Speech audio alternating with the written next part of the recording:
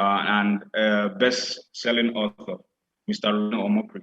Thank you for joining us today at a very as well. So I will go from one of your most recent tweets, which was on about Sheikh Abubakar Gumi, and he's been trending now and all that, and his activities have divided Nigerians as usual. What do you think about his approach and end to banditry? What do you think of his approach? Sheikh is not bringing an end to banditry. I mean, that's a misnomer. You know, he's a facilitator and an enabler of banditry. He's not bringing an end to banditry. Now, if you remember, if you recall, last week, surreptitiously recorded. He didn't know it was being recorded. And in the conversation, he claimed Christian soldiers were killing Muslim bandits. Now, these were his words, so please just note that I'm quoting his words. Now, that's a lie. And anyway, because I deal in facts, what I contacted him through a very prominent northerner. And he sent me an audio of so-called evidence. And the audio was a 2014 conversation he had with an unknown soul, a man who didn't even give his name. And then the man was telling him little pieces of gossips that, that in the military, Christians are just killing the Muslim Fulanis. And that was his so-called evidence. Now, Igumi doesn't have a monopoly of knowledge of the Quran. I read the Quran in Arabic. What Shigumi is doing is not supported by Islam. As a matter of fact, those bandits, what they are doing, if you read the Quran in chapter 5, it talks about hudud.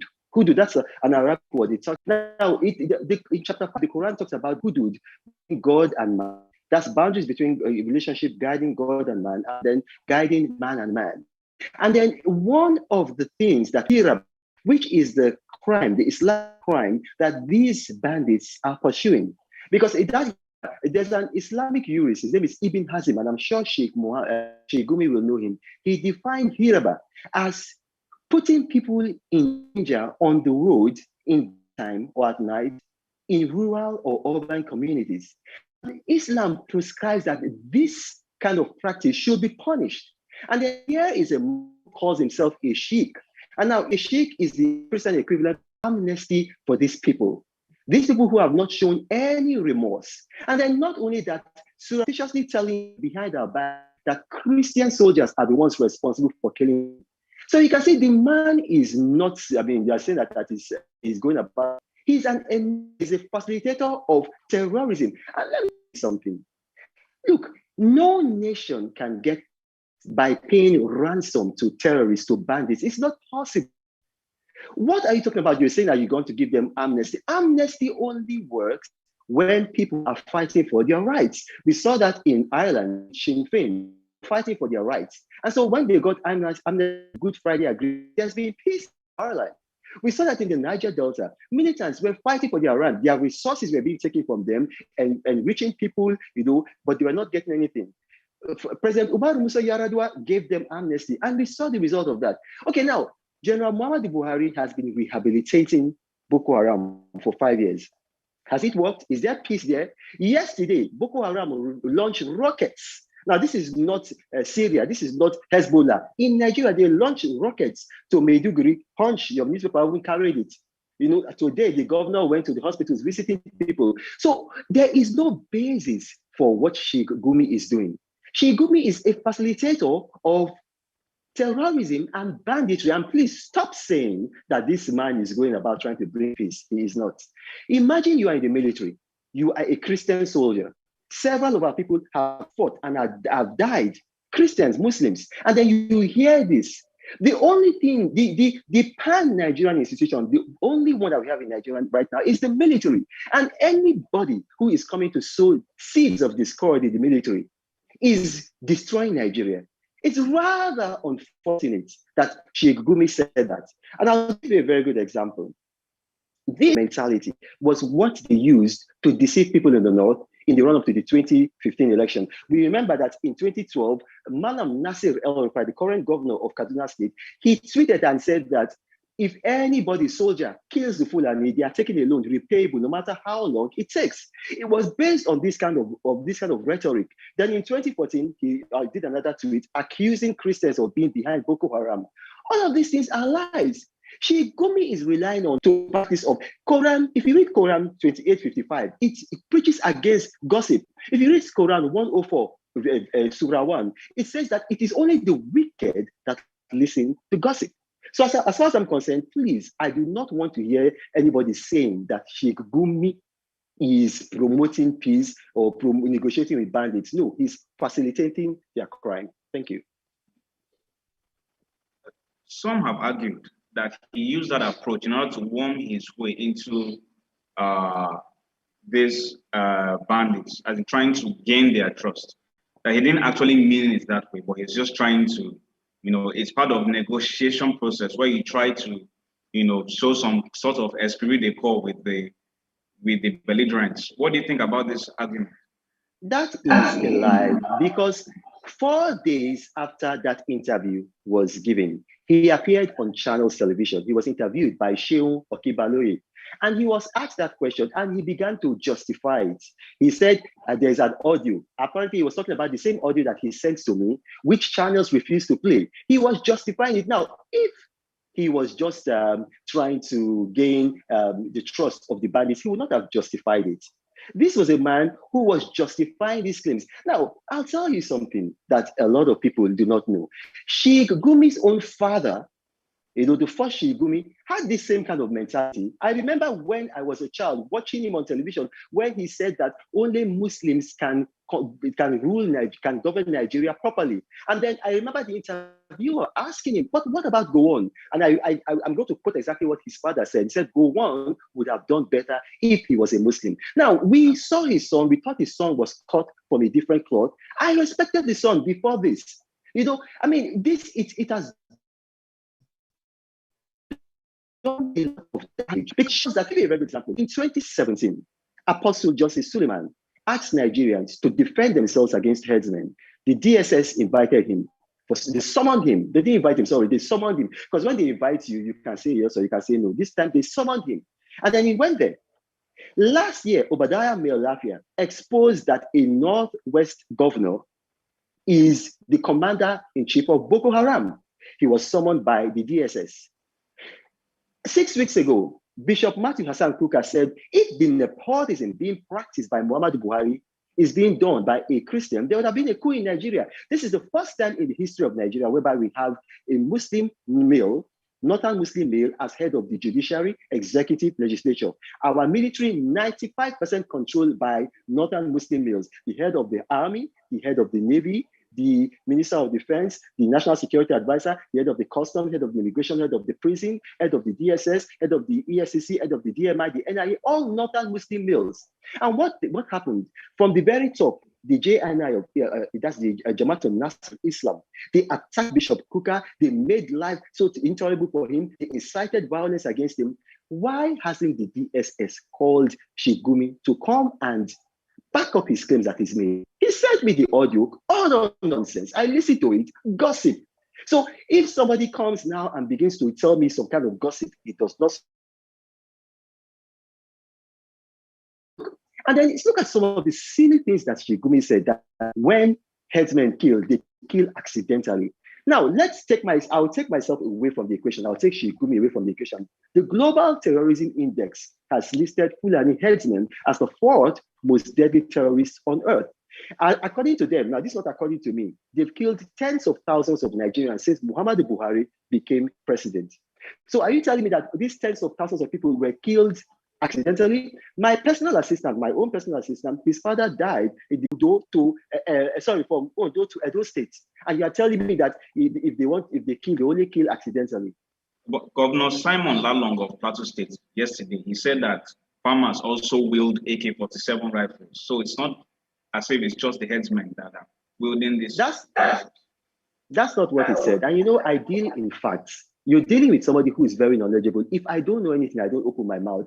Simon Lalong said that the farmers have also begun to hold AK-47 to defend themselves since the headsmen are holding AK-47. And that's what he said. Now, maybe that's happening in Plateau State. In other states of Nigeria, that is not true. But even what he said, he did not say that the farmers on their own began. He says no. To defend themselves from headsmen, they too, individual farmers, have begun to get AK-47s. Because self-defense is not just guaranteed under the Nigerian Constitution, it is guaranteed under international law. The United Nations Charter gives everybody on earth, 7 billion of us, the right to self-defense. So, I mean, someone like Sheikh Gumi, I mean, look at the kinds of things that said. Sheikh Gumi should be answering questions right now with the DSS, saying that even when they kill accidentally. My PA's brother that was he killed accidentally? Does Sheikh Gumi want us to show him the corpse? We paid 14 million. After paying the money, they killed the man. So are you saying Sheikh Gumi should be arrested? Are you saying he should be arrested? I'm saying that Sheikh Gumi should be summoned by the DSS to back up his claim, because he has sown seeds of discord in Nigeria, in the military, which is the guarantor of the Mr. Nigerian Omokri, state. are you still there with us? I'm here. You can all right, go ahead. Yeah, I am saying that Sheikh Gumi should be summoned by the DSS to back up his claims that he said that Christian soldiers are the ones killing Muslims. So he should be summoned to back up his claims, because those are claims that are very, very serious, and they affect the unity of this country. They affect the unity of our armed forces. Our armed forces, mind you, is the guarantor of the Nigerian state. How can I be fighting Boko Haram? I'm a Christian. I have a Muslim beside me. Both of us should be one. We should have a spirit call. Which there should be no suspicion. But after watching Sheikh Gumi saying that, there cannot be trust between the Christian soldier and the Muslim soldier, except it has been proven that Sheikh Gumi lied, and I know that Sheikh Gumi lied. Are you aware that if Sheikh Gumi is invited and the likes of Sunday Igboho are still walking free, it causes some kind of what's it called now? Distrust. They will say, oh, Sunday Igboho had been doing his own all along. Nobody arrested him. Why is it now that Sheikh Gumi, who is trying to restore peace, is the one that is being arrested? In fact, there's some things trending on Twitter last week that that Sheikh Gumi's method is even better than Sunday Igboho's. What do you think about this? Well, that is, again, I deal in facts. Sunday Igboho, there is an arrest warrant on the head of Sunday Igboho issued by the Inspector General of Police immediately the incident happened at Ibarapa. Google it if you're watching me. I tell in facts. Sunday Igboho right now is in hiding because there is an arrest warrant on his head. Now, what Sunday Igboho did was, I mean, it's up to him. He can defend himself. But Sunday Igboho never said that Christian soldiers are killing Muslims. Those are look, for instance, now, if you are a bandit and you are a herdsman and you have an AK-47, maybe you are willing to drop your weapons and stop killing. And then someone like Sheikh Gumi comes and tells you, Christian soldiers are killing your people. Will that make you more likely to drop your weapons and accept peace, or will it make you more likely to go on killing? Obviously, it's going to make you more likely to go on killing. So how can you say that Sheikh Gumi's method is to add fuel to fire? Those people who listen to him and other headsmen and bandits who don't have access to people like me who are giving out the facts, right now, wherever they are feeling bitter. They are feeling terrible that, oh, so this is what's happening. Christian soldiers are killing our people, so we will keep on killing Christians. Malam Nasir El-Rufai, 2017 social media week, he basically repeated some of these things that Sheikh Gumi is saying. He said that Fulanis in 14 West African states, that if it is proven that Christian soldiers are actually killing Fulanis, that Nigerian soldiers will not be safe in any of the 14 West African states. He said it there, on video. So look, you are dealing with somebody that deals with facts. If I open my mouth, I'm not going to speak emotionally. I'm going to speak based on facts. You've mentioned Governor Nasir El-Rufai twice now while trying to buttress your claim. I understand that at some point you were both friends because you've shared such pictures. What really happened what's the untold story between Malam Nasir and myself were very, very close. You know, we were friends. We were really close. And then what happened is that on the 6th of October 2010, I read something. A man who previously used to work with me to fight Muhammad Buhari, sometimes he will read something that I'd written about Muhammad Buhari, and I've got emails to back this up, you can't deny it. And he said, no, that we should hit Buhari harder. And then I read, it was in leadership. I read in leadership when he said, he said to sing Buhari's praises. I was in California then, and I called him on the phone. I was in a party at Sacramento. I said, there were witnesses there. I said, what is happening here? And he told me, oh no, Reno, it is Nuhu Ribadu that is doing this to me, that exposed this to me, you know. And for the first time, this is a man who is very talkative and is very fluid. He started to stammer. And so that was where we fell out, because I said, I will not follow you to support Muhammad Buhari, a man that I've been fighting ever since I became an adult, a dictator, an anti-democrat. And that was how we fell off. And then he began feeding lies about me to different media. I got the proof about it, you know. So Malam Nasir El-Rufai is somebody that I know as a serious religious bigot, somebody who has said the most horrible things about Christians to me in writing. You know, so it's not somebody that I know Malam Nasir in and out. That's why when his son the other time was calling an Igbo Christian mother that he and his friends were going to gang rape her, I wasn't surprised. When his other son described the pogrom against the Igbos as sweet, that is Bashir described it as sweet, I wasn't surprised. The apple does not fall far from the tree. Let me go back to Sheikh Gumi's issue. I know you to be one of the exponents of free speech, and you come out to speak against the anti-social media bill and other bills which you deem repressive.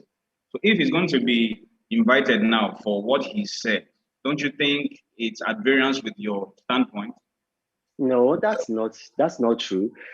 Our administration signed the Freedom of Information Act. If you remember, President Jonathan signed that law in 2011. He signed that law even while he was acting president.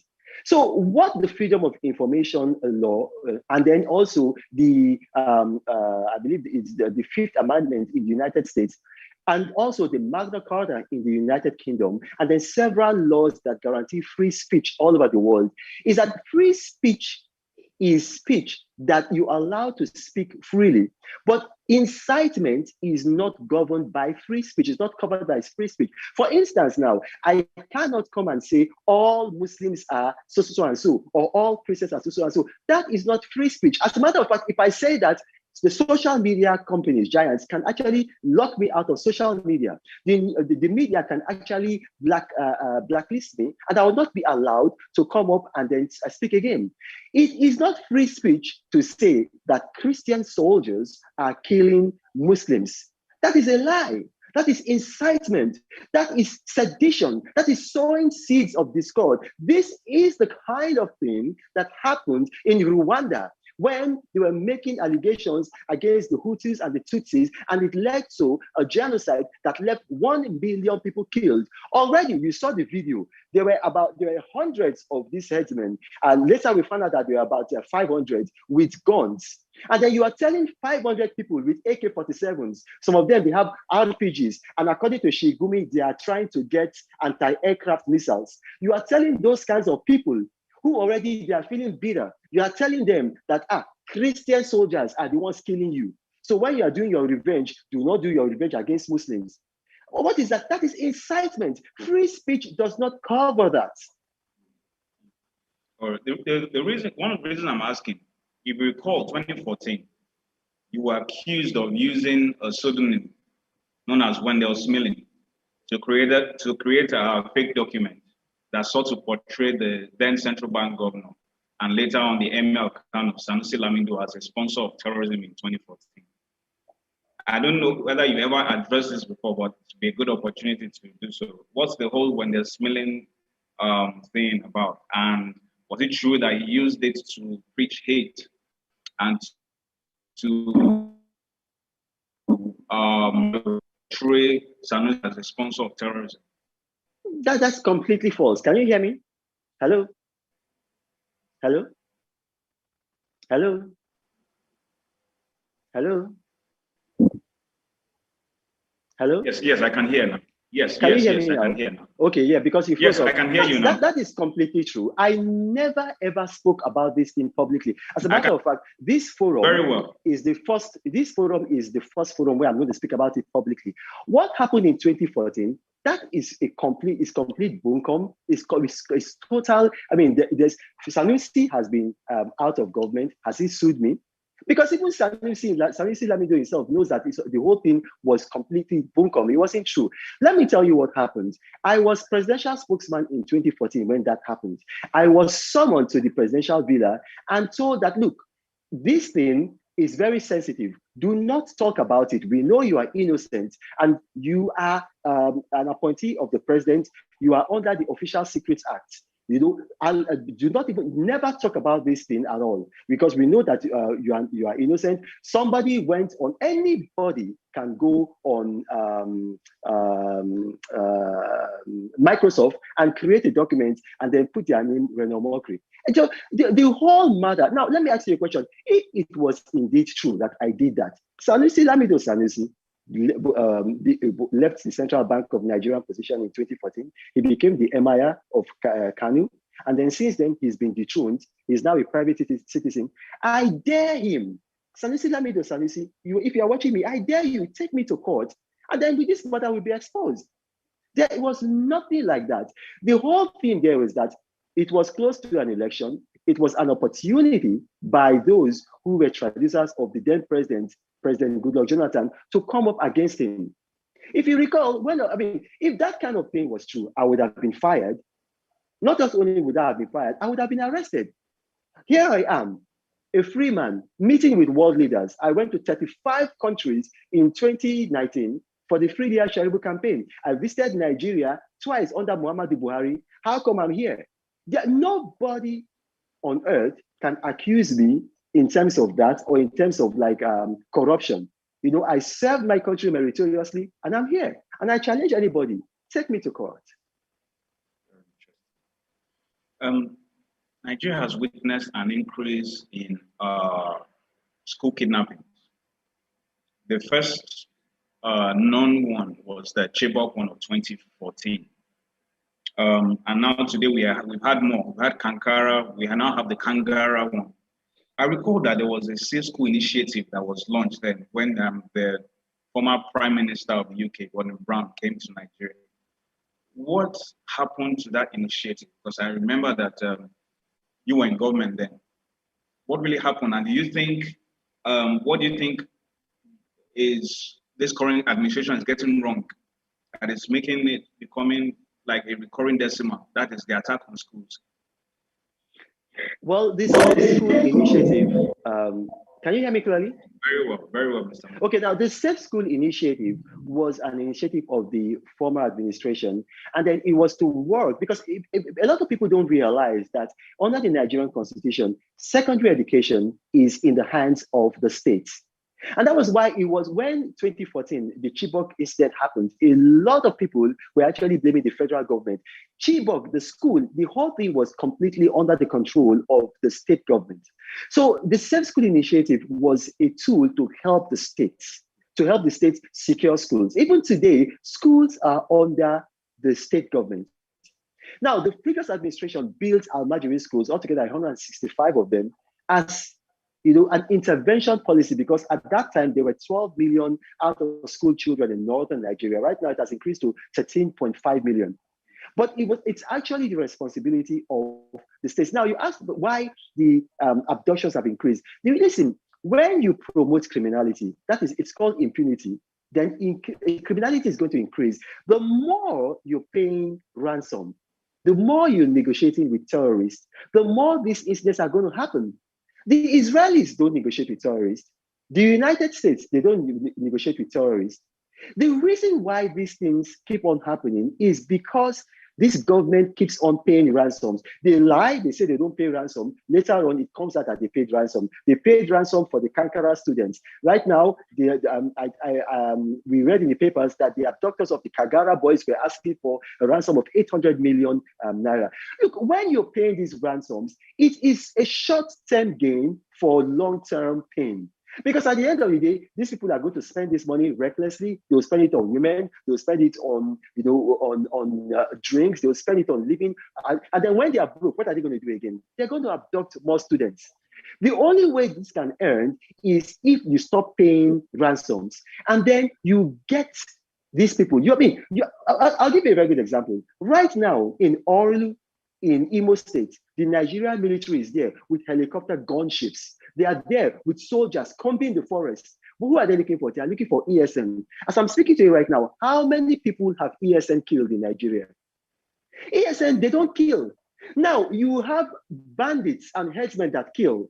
Have you heard that helicopter gunships are over the forests of Niger, of Katsina, of Jigawa, of Zamfara, looking for these people? No. Have you heard that troops are going there, coming in the forest, looking for them? No. So if you stop, it was said that the plane that crashed on Sunday, they were trying to rescue the Kagara students when the Air Force plane went down. That was on Sunday. But did you listen to what I said? You see, I mean, my words are very well weighed. I don't speak anyhow. I said helicopter gunships.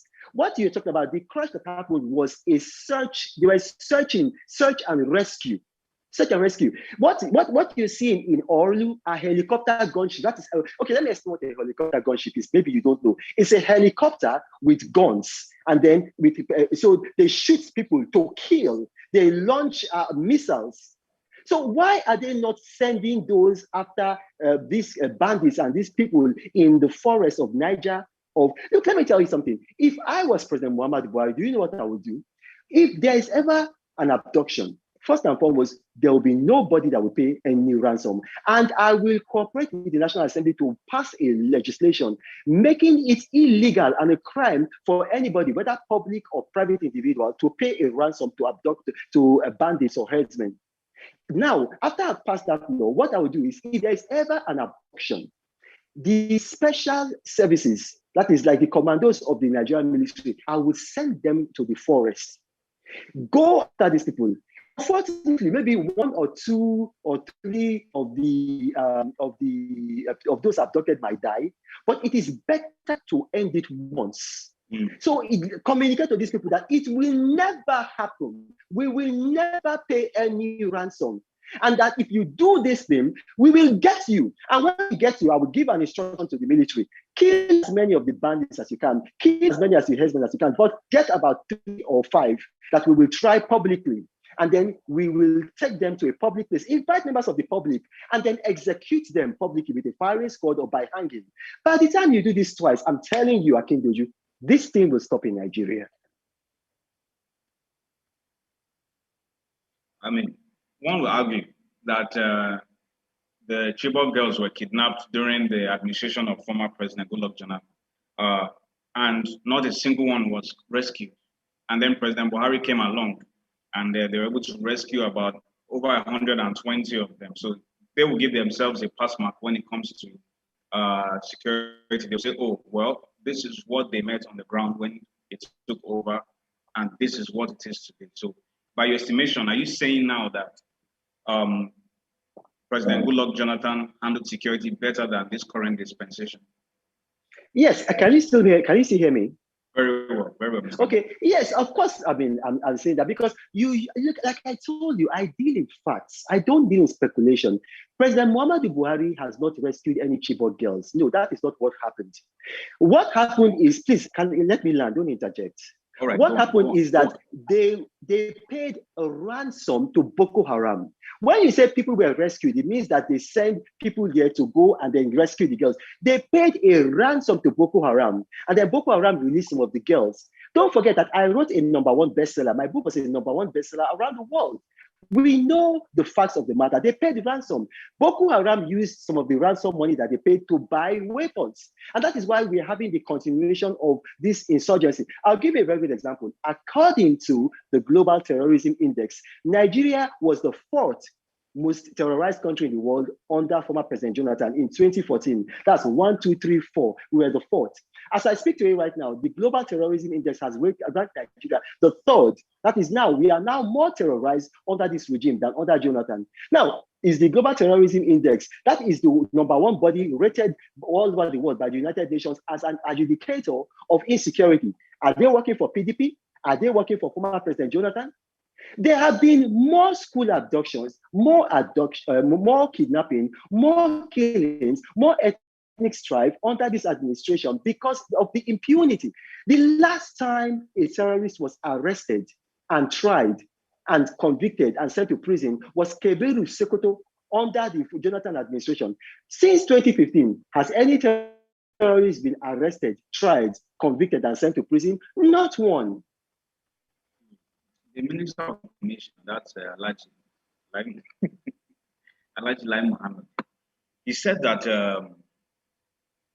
these abductions take place in all, even in developed nations, takes place. And he also said that Nigeria doesn't pay ransom. The federal government doesn't pay ransom to terrorists and all that. So it seems to be what you are saying. Do you have any evidence that Nigeria pays ransom for this, for the Chibok girls?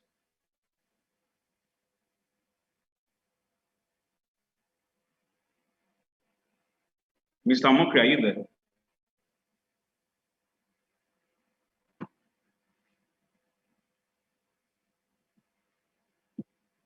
Mr. Omokri?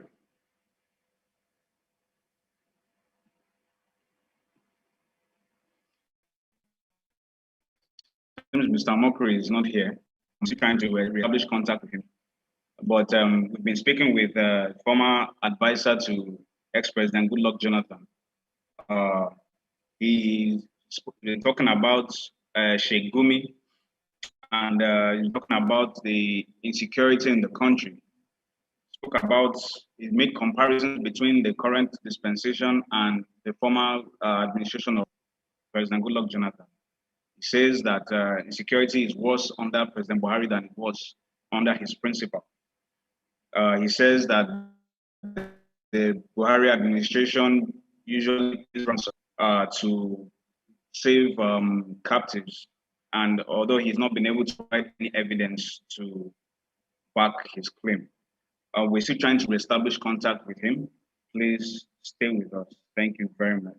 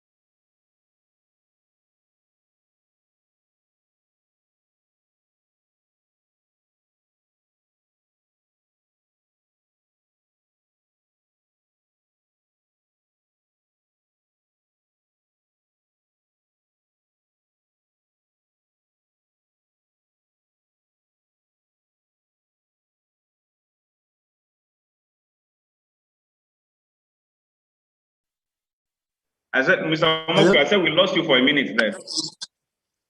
Yeah, can you hear me now? Very well, very well. Okay, good. Yeah, I wondered what happened. I had to send an email to your people. Okay. You can hear me? Clearly. Okay, good. Okay, so you asked me a question about Alhaji Lai Mohammed. Alhaji Lai Mohammed is the Minister of Communication in an APC government. Now, are you aware that 4 days ago, the APC, the official APC spokesman, Nabena, called Alhaji Lai Mohammed a liar? Now, this is not me. This is the official APC publicity secretary, Nabena, called Alhaji Lai Mohammed a liar. Now, can you imagine that? This is not PDP. This is not Reno Omokri. The APC spokesman called the Minister of Information in an APC government a liar. Lai Mohammed says that abduction that's a big lie. School attacks. So you have maybe youths coming into schools with guns. Then it happens. But abductions don't happen. And when this school attack happens, they send in the police, they send in the military, the youth who does it is disarmed, and then he's either killed or he's prosecuted. But that's not what we have in Nigeria. And then you said to me that do I have any evidence that ransom was paid? Okay, now let's talk about the Kagara incident. The man who actually carried out the abduction, he's been giving interviews. I think I put some of his interviews on your paper, Punch. Yes, the man talked about it himself, that he collected the ransom. This is the man himself who is I don't know who is paying for all of these things for him to go around the media. He's gone into several media. Now, this man himself is saying that he paid, he collected ransom. Now, I think 7 days ago, a week ago, a man, a former local government chairman in Katsina, was arrested because they claim that he was the one who leaked the information that ransoms were paid. So it is ridiculous. These people, but let me just quote again the Nabena, the APC publicity secretary. Lai Mohammed is a liar. And it is not a mistake that his parents, that name must have been a prophet. Well, his full name is Olaiwola, actually. So the lie is just a short. Yes, his full name might be Olaiwola. I speak Yoruba. I know that. But he, on his own, chose to shorten it to lie. It was his own decision. So he knew what he was doing. You know, there is a spirit working in him. That spirit told him, call yourself lie because it fits you. Well, we don't want to get sued, so... Let him sue me. I encourage him to sue me. All right. So I know you've been at loggerheads with Governor El-Rufai of late, and it was published recently that he might be pairing up with your principal. That's former President Goodluck Jonathan. He's going to be running with in 2023. I don't know whether you are aware of that. I'm aware. Of that story. Okay. Is it true? That story featured in Sahara Reporters. Sahara Reporters is owned by a gentleman, Omoyele Sowore, who has a close working relationship with Malam Nasir El-Rufai. Their relationship is very, very close. There are things that we knew about when we were in government. They are trying to put that story out there to put pressure to promote Nasir El-Rufai as a presidential candidate. I spoke to former President Jonathan just before I did this interview. That story is a lie. Quote me, Punch. That story is a lie. Nasir El-Rufai will be the last person, if former President Jonathan is even thinking of running, of which he's not thinking of running. But if we were going to run, not a character, a religious bigot, an ethnic bigot, a liar, a man who tweeted that Christians were behind Boko Haram, which is a lie. A man who said that former President Jonathan had spent 63 billion naira on Independence Day celebration, of which this government, the APC government, released a statement saying that he is a liar. A man that former President Olusegun Obasanjo in his own book called a liar, and that said that the man, he has no loyalty to anybody. Is that the kind of person that any right-thinking individual will want to run with? Malam Nasir El-Rufai, except maybe he wants to run with Satan to be president in hell. I give him that. All right. Is he defecting to the APC? That's your principle. Is he defecting to the APC? Because we've been seeing that, I think last week, the reconciliation committee headed by former Senate President Bukola Saraki actually led a delegation to see him and all that. So there's been these rumors that he's planning on defecting to the APC, where he most likely will be given the ticket and all that.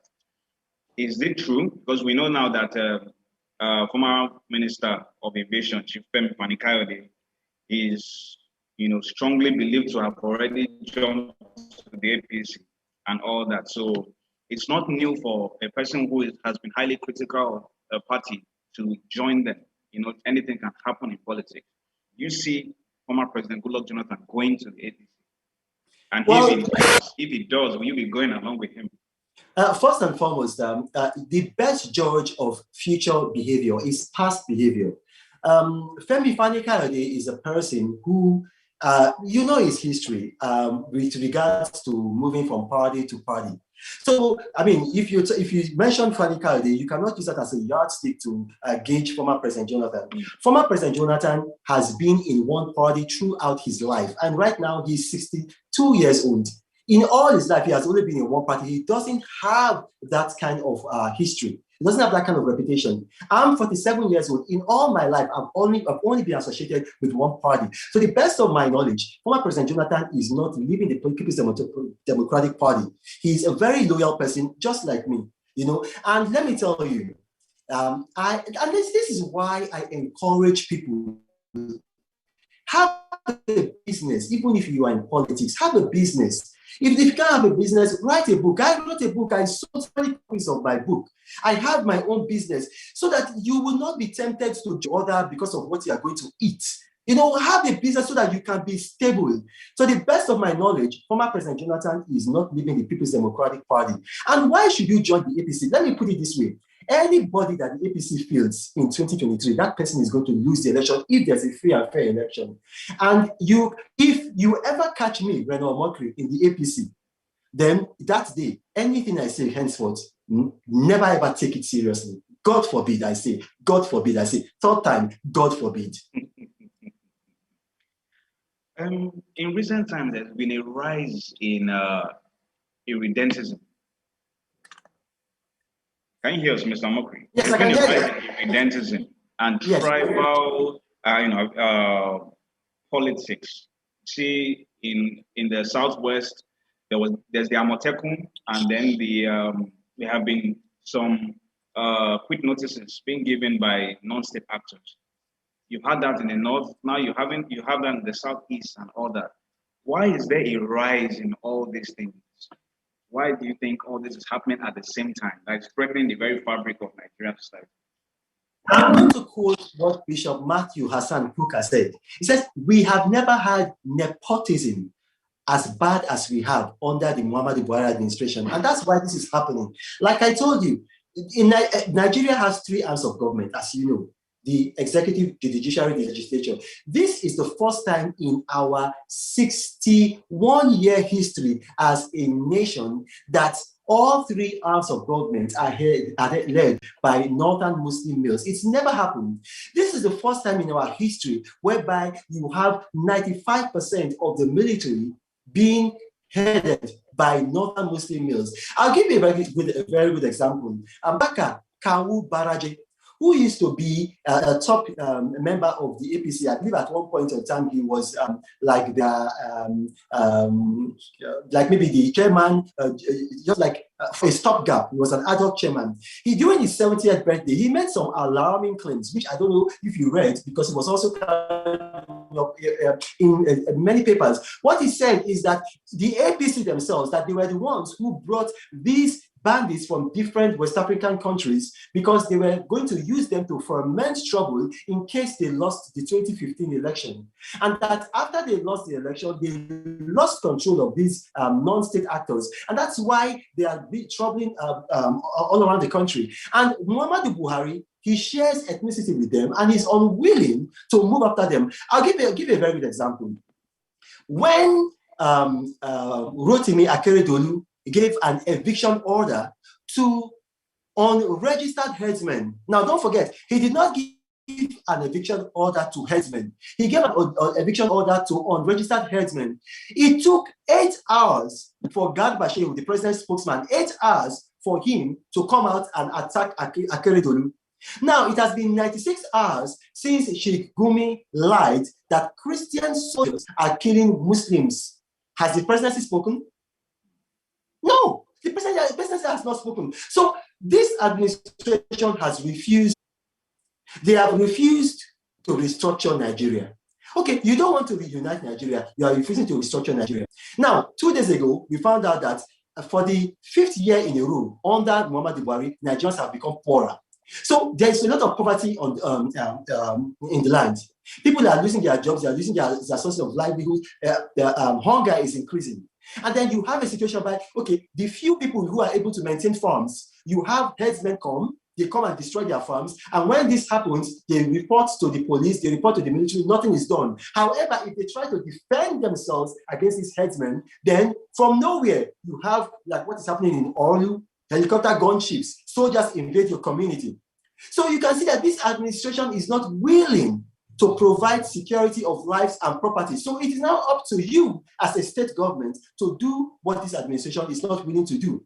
Don't forget, this president himself has issued utterances that shows that he is not for everybody. For example, on July 12, 2015, at the United States Institute for Peace, I'm quoting, these are not my words, I'm quoting, Muhammad Buhari said, those who gave me 5% of the vote cannot be treated like those who gave me 97% of the votes. Now, what are we saying? It is in these areas where he got 5% of the votes that you are having this crisis happening, and then the government is doing nothing. So obviously he's fulfilling what he said. Wow. Well, let me ask, are you saying that it's because of Buhari's disposition, President Buhari's disposition, that these things are happening? Because we understand that they were happening before also. You had secessionists, groups, you had MASOB, you had all these groups who had been threatening Nigeria's unity in the past. So will it be fair to say that it is him? Because Mr. Femi Adesina even said a few weeks ago that, Nigeria has always been divided. That the Nigerians have never been united before on anything. They've always been diverse and all. So will it be fair to ascribe everything to Buhari?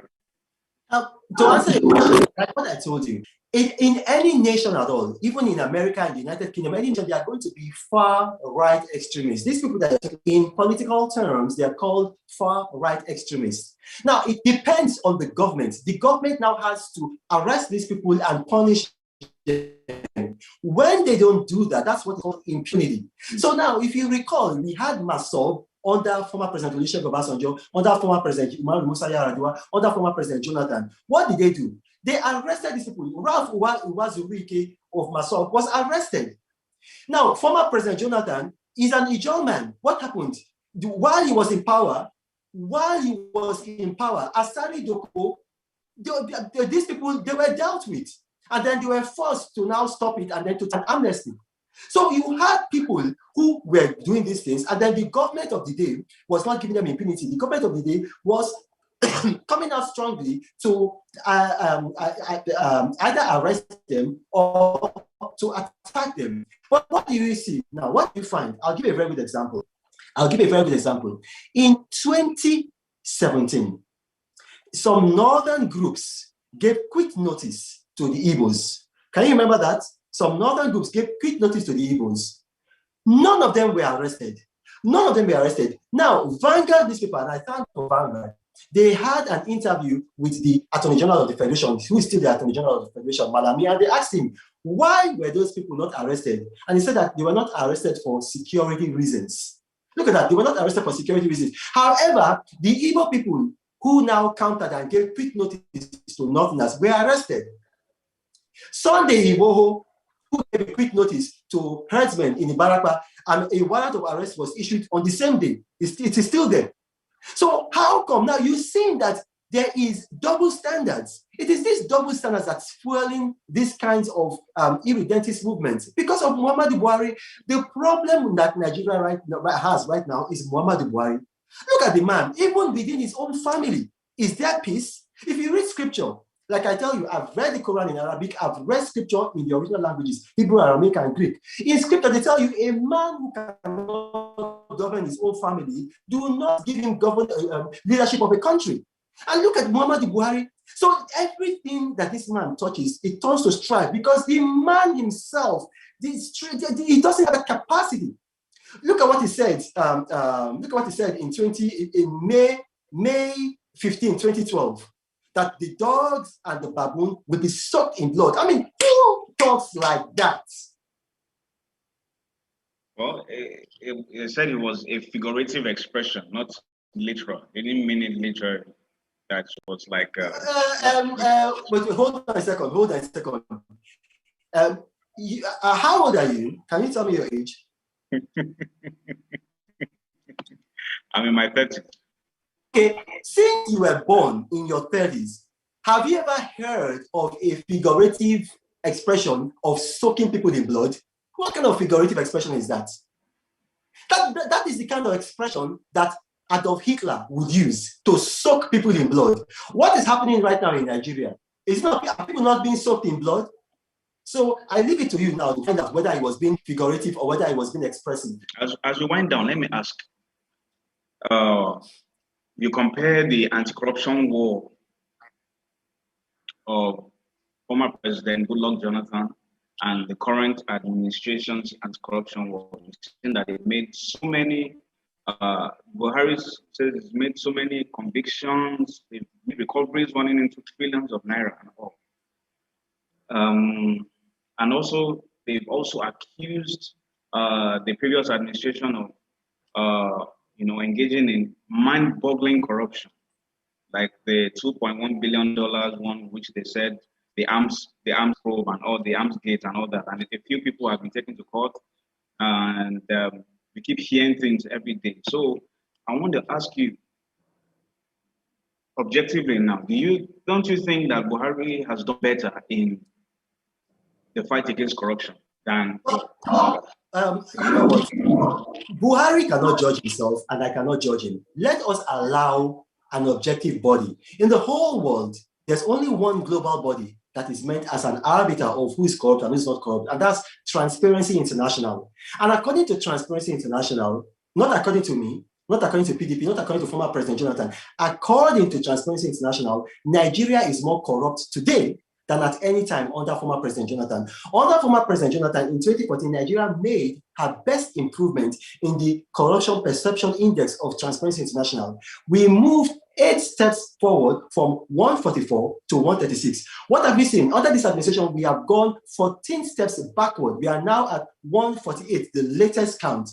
And why? Transparency International, and you talked about that there have been many convictions. Listen, I deal in facts. There have not been many convictions. If you say that this administration is fighting corruption, okay, then what happened to the 25 billion contracts without due process that were awarded by the Nigerian National Petroleum Corporation that was revealed in a leaked memo by the former Minister of State Petroleum, Ibe Kachuku? What happened to Aisha Buhari's aide, who was arrested and disappeared for stealing funds? Who owns the Ikoyi apartment billions? Why would they reveal that to you? What about Babachi Lawal? What happened to him? Babachi Lawal still goes to the villa and is still being photographed in the villa. What about Nasser, Muhammadu Buhari's right-hand man, who was arrested with loads of cash at Heathrow Airport and a fake passport, deported? The next thing we saw him at Aso Rock in the picture shaking hands with Buhari. What about all this history? So the Transparency International, they know what they are seeing. Under former President Jonathan, ministers were accused of corruption. What happened? They were forced to resign. I can give you names. How many ministers have been forced to resign based on corruption? You talked about the $2.1 billion arms scandal, Sambo Dasuki. Sambo Dasuki has said that he's innocent. He wants to face trial. Who is hampering this trial? This government. They are going to court seeking injunction that the trial should not go on. The man has said that I am innocent. I'm ready to face a trial. I have my documents. I know how this money went. In fact, the money was used to buy vehicles for Muhammadu Buhari. So, look, I deal in facts. I don't deal in propaganda or perception. This administration is corrupt, true and true. I'll give you a very good example now. Last year, President Muhammadu Buhari budgeted $3.2 billion naira for his own feeding and for his feeding and travel for both he and his Vice President Oshibajo. This year, they increased it to $3.4 billion. Where did they go to last year? Where did they go to last year? How could they have budgeted so much amount? Okay, in 2016, the first lady who has now left the country and is now in Dubai, Aisha Buhari, she said that the under Muhammadu Buhari, tens of millions of dollars have been budgeted for that clinic. So ask yourself now, where is the corruption? This administration, they came in, they met the naira at 199 naira to a dollar. As I speak to you right now, the naira is 485 naira to a dollar. So what are you talking about? How are they fighting corruption? Yeah, but you know, because if you look at the conviction of former Governor Jolly Yame, Joshua Darie, and all that, you know, they're saying that they have made huge strides in the fight against corruption. And that you just yes. No, allow me to respond to that. Please. All right. Yeah, you just mentioned two people. Under former President Jonathan, we had 1,161 convictions. I can give you names. So you just mentioned two people. We have 1,161 convictions. We introduced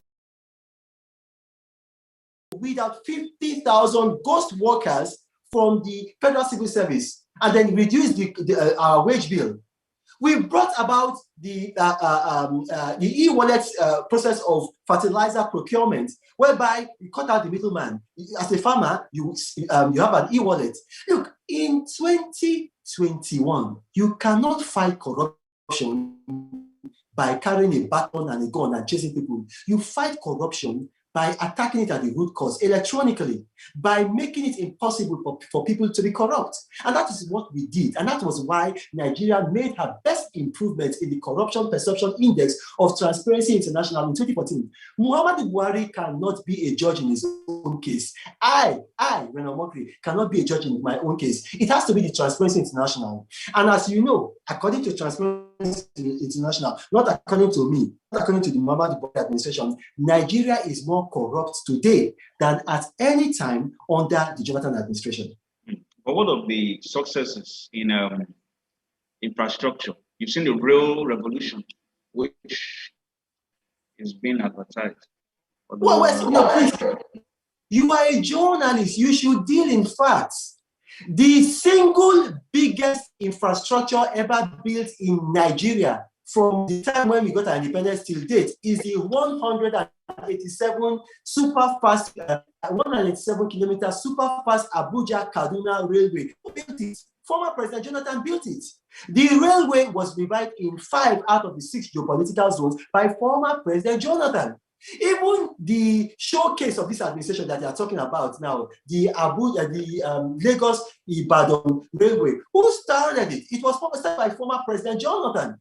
So what I'll give you another example. Former President Jonathan built Olomishogu 2 power plant. He built Afan power plant. He started Zungeri power plant. What power plant has this administration built? Former President Jonathan built 165 Almajiri schools. He's a Christian from the South.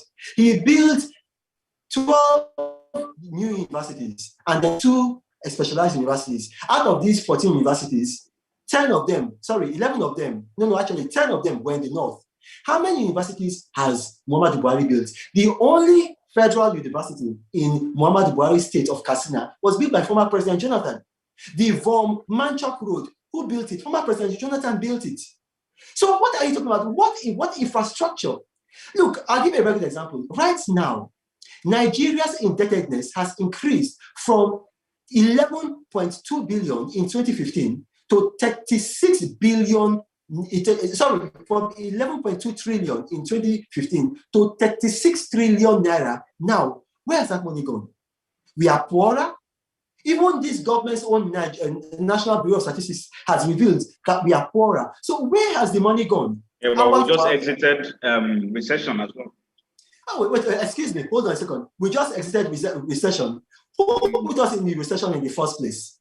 In the last 25 years, Nigeria has entered recession 3 times, and 2 of those times has been under Muhammadu Buhari.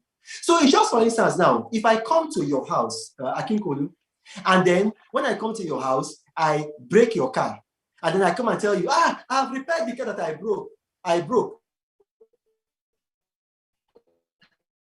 And is that a credit to me? Lastly, I was going to ask, you've been trending the Free Leah Sharibu movement now for a couple of years. The presidency, last week or a few weeks ago, without mentioning your name, they said that there are people who are hoping that the Kagara boys would remain in captivity so that they could make money off them and, print T-shirts, make face caps and all that so that they can also start hashtag Free Kagara boys.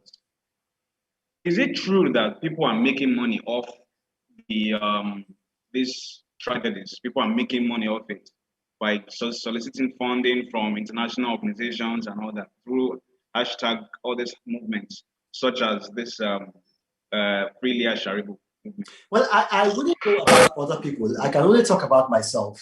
Now, you said that without mentioning my name. No, that's not true. The presidential spokesman, Garba Shehu, actually accused me a month ago, and he used the word unfortunate Christian girl. He actually accused me of making money from the Free Leah Sharibu movement. I have not collected 1 penny from anybody, any country, any foundation, any organization around the world for the Free Leah Sharibu movement. Not 1 penny. Now, however, I am challenging the federal government, the Muhammadu Buhari-led federal government, and specifically Garba Shehu and his master, Muhammadu Buhari, if they have any evidence that I have collected even 1 penny, they should publish it in Punch, your newspaper. They should take a center page and publish it. If they have evidence, I printed with Armani officially Free Leah Sharibu t-shirts. Unfortunately, I'm not wearing them now, but I printed the t-shirts and then I put Leah Sharibu's father's account number. Now, this is my own money. I work with Armani to print these t-shirts. And I said, if anybody wants this t-shirt, donate money to Leah Sharibu's father, and I will give you the t-shirts. Now, I gave £1,500 to Leah Sharibu's father. People were saying, why am I giving them money? The mother was a teacher in Dachi. When this incident happened, she could not teach again. She was broken-hearted. She was crying. I don't want to start thinking about it. She was broken-hearted. This thing touched me. I sent people there because I sent the chairman of CAN there. I talked to her on, I'm speaking to you right now. And then when I saw the way this man was, she broke down, she could not walk. And, I was moved with compassion to do something for them. And then this government, rather than appreciate what I've done. Look, this is a picture right now. This is the Prime Minister of the United Kingdom, Boris Johnson. What is he holding? He's holding a Free Leah Sharibu t-shirt. This is his, I'll give an example. This is his immediate predecessor, Theresa May. I met them. I met with the Spanish Prime Minister. I met with Stephen Harper, the immediate past Canadian Prime Minister. I went around the world. I went to Mount Everest. I went to different countries, meeting with their presidents or their prime ministers. I did not collect a penny from anybody.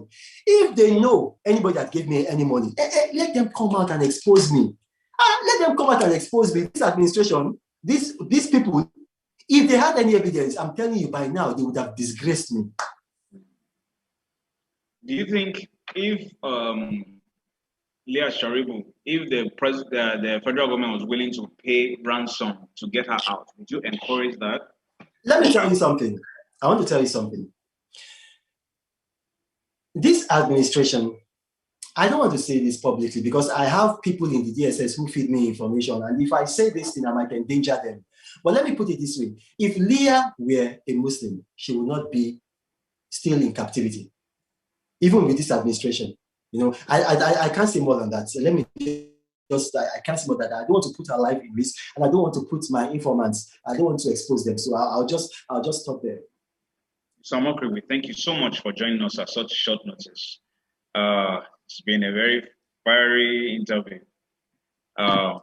We've been chatting with Mr. Reno Omokri, a bestseller and a former advisor to ex-President Goodluck Jonathan. Thank you so much for joining us on this week's edition of the Punch Roundtable. Hopefully we'll meet with you again and we'll chat with you soon. Thank you again. God bless you. Thank you for having me. Thank you for having me. God bless you.